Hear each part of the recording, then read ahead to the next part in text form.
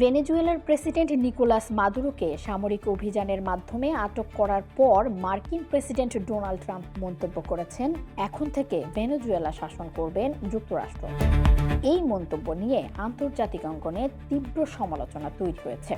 তবে এই বক্তব্যের ব্যাখ্যা দিতে গিয়ে যুক্তরাষ্ট্রের পররাষ্ট্রমন্ত্রী মার্কো রুবিও স্পষ্ট করেছেন, ওয়াশিংটনের লক্ষ্য সরাসরি দেশ শাসন করা নয়, বরং ভেনেজুয়েলার নীতি নির্ধারণের নিয়ন্ত্রণ প্রতিষ্ঠা করা।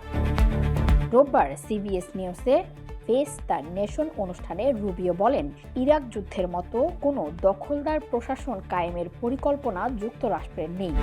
তার ভাষায়, ভেনেজুয়েলার বর্তমান সরকারকে চাপের মুখে রেখে নীতিগত পরিবর্তনে বাধ্য করাই মূল কৌশল। রুবিও জানান, যুক্তরাষ্ট্র ভেনেজুয়েলার তেল শিল্পকে লক্ষ্য করে কঠোর সামরিক অবরোধ বা কোয়ারেন্টাইন জারি রাখবে। মার্কিন নিষেধাজ্ঞার তালিকাভুক্ত তেলবাহী জাহাজগুলোকে দেশটিতে ঢুকতে বা বের হতে দেওয়া হবে না। এই অবরোধ চলবে ততদিন যতদিন না ভেনেজুয়েলা তাদের তেল খাত বিদেশি বিনিয়োগের জন্য উন্মুক্ত করে, বিশেষ করে মার্কিন কোম্পানিগুলোর জন্য। তিনি বলেন, এই অবরোধ যুক্তরাষ্ট্রের হাতে একটি শক্তিশালী চাপ প্রয়োগের মাধ্যম। এটি শুধু যুক্তরাষ্ট্রের জাতীয় স্বার্থ রক্ষাই নয়, বরং ভেনেজুয়েলার জনগণের জন্য ভালো ভবিষ্যৎ নিশ্চিত করাতেই প্রয়োগ করা হচ্ছে বলে দাবি করেন।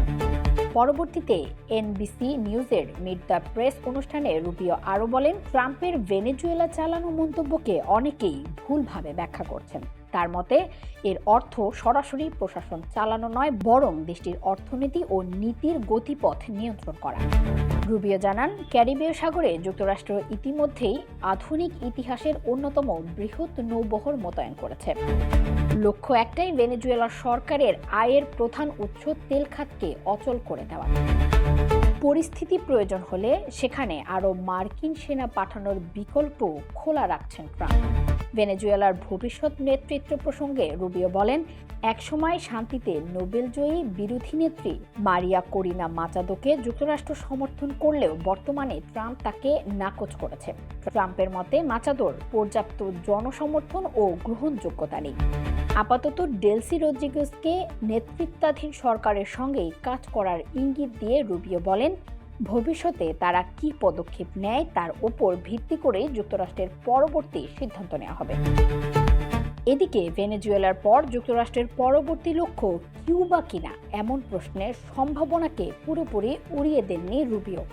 কিউবা বংশোদ্ভূত এই মার্কিন পররাষ্ট্রমন্ত্রী বলেন, কিউবা সরকার বর্তমানে গভীর সংকটে রয়েছেন এবং ভেনেজুয়েলার পরিবর্তন এলে তার প্রভাব কিউবাতেও পড়তে পারে। ইসরাত জাহান মনিকা, দেশের কথা।